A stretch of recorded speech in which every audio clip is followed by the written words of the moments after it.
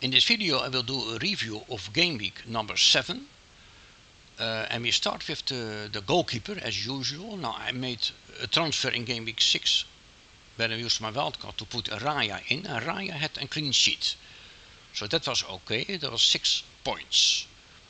So yeah, what more can we expect from Raya? I don't think he will ever get more than 6 points. I don't think he get any save. For free saves, for every free saves you get 1 point.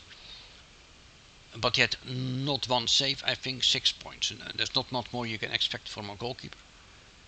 If you go through to the defense, then we see now that Senesi had 2 points, maybe a little bit disappointing. He didn't have his DEFCON. The first time he didn't have enough defensive contributions. I think he only had 7 defensive contributions, but not enough for 10. He conceded a goal, so only 2 points.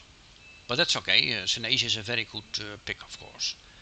Tarkowski had not a clean sheet, but he had DEFCON. He had made just enough defensive contributions. And I think he had a bonus point, which gave him in total 5 points. That was a good score for Tarkowski. Now Gabriel had a clean sheet, like a Raya, yeah? And also had enough defensive contributions, I think 11. And 1 bonus point, made him 9 points, which is a very good score, of course, for a defender.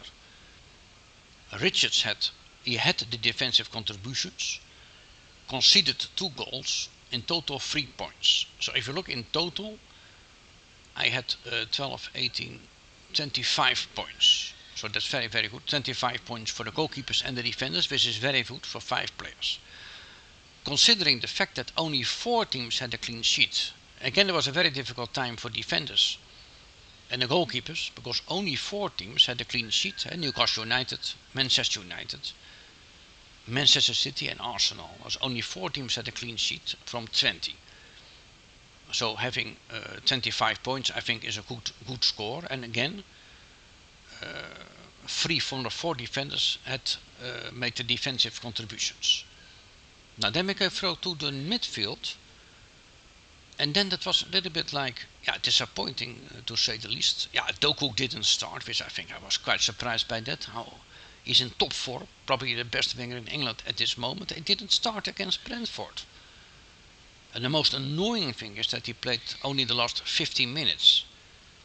Because I was thinking maybe he comes in to the match at half time or enough time to do something, or he doesn't play at all, but he only played 15 minutes. And the 15 minutes, there was not much more he could do, just defending the 1-0 lead, which he did, but only 1 point. But it was very disappointing. And Minte gave me 2 points, the right winger from Brighton, so no goal, no assist. Foden, no goal, no assist. He missed 1 or 2 chances, clean sheet, but only 3 points. It was also a bit disappointing. But then Semenyo, of course, the start of the week for me. Semenyo scored 18 points, and it was amazing because I think now maybe 50 minutes before the end of the match he had only 2 points because no goal, no assist. But then he had a goal, and then he had an assist, and then he had another goal in the last 50 minutes of the match. He scored 2 goals and an assist. It all happened in the last 50 minutes. I think Semenyo is getting better now because he is so fit. He looks so fit, and now the fitter you are, the better, of course. The last goal he made, he had to run 80 yards to make that goal, was brilliant. He is so fit and so... and I think mentally he's getting stronger. He's in a better shape, I think, than ever. He's getting fitter and fitter and better, Semenyo. But because I think it has to do with his fitness. He's much fitter now than he used to be. So... which makes his concentration level, he can keep the concentration a little bit higher. So very happy with Semenyo, of course.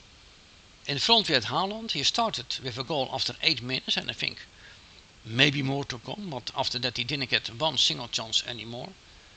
But he got 8 points, 2 bonus points, 1 goal, and 2 bonus points, 8 points. So in total then he get 16 points before the captaincy. That was a good score, I think. Now Goalkeepers had 2 points, no goal and no assist, only 2 points. But that's okay, I think he's a good pick. He played 90 minutes. The only annoying thing was that when Arsenal had a penalty, I think Goalkeepers was on penalties. But no, Bukayo Saka is on penalties, and I was a little bit surprised to see that, but it means now that Saka is on penalties and Gyökeres is not on penalties, and that's a bit disappointing. Because I was really thinking that Gyökeres was on penalties, so if he would have been on penalties, he would have had maybe 8 or 9 points. Now he only got 2 points, a goal and maybe a few bonus points, but now he only got 2 points. On the bench, yeah, I made a very, very poor decision, but normally I play with 3 defenders, 5 midfielders and 2 forwards. But I made the decision now to play with 4 defenders, 4 midfielders and 2 forwards. But I should have played with 3 defenders and 5 midfielders, because now the midfielder Kudus made 12 points. He had a goal and an assist and man of the match. So I made a terrible, terrible decision there, and it was a very poor decision. I was very annoyed by that. That was Kudus made 12 points on the bench. At least I have a good bench. I think this is clear, but it was a bit disappointing. But normally I always play with 3 defenders, but I decided now to play with 4 defenders. But that was a poor decision. Now Pedro, I made the right decision to put Pedro on the bench, because without Cole Palmer, Pedro is a ghost. I don't think he was ever involved into the match, and I think he is absolutely invisible. He's ghosting. And I think that's quite clear that that without Cole Palmer, Pedro is absolutely almost useless, I think.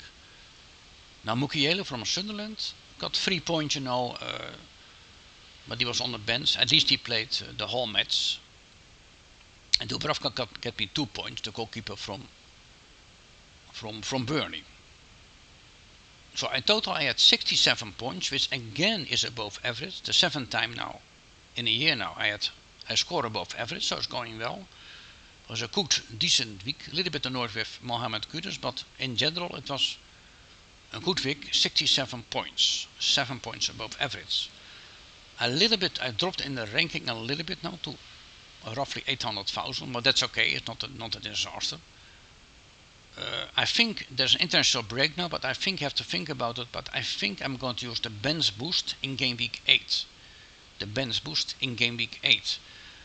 Because I have some players from Burnley on the bench and also from Sunderland, and I think they have a little bit easier fixture. Burnley plays against Leeds United, not easy, but Burnley, Leeds United, and Sunderland plays against Wolverhampton Wanderers at home. So I think I'm going to use the bench boost next week in game week 8. I've got plenty of time to think about it. The next match is on Saturday, I think 18 October by head. Saturday 18 October.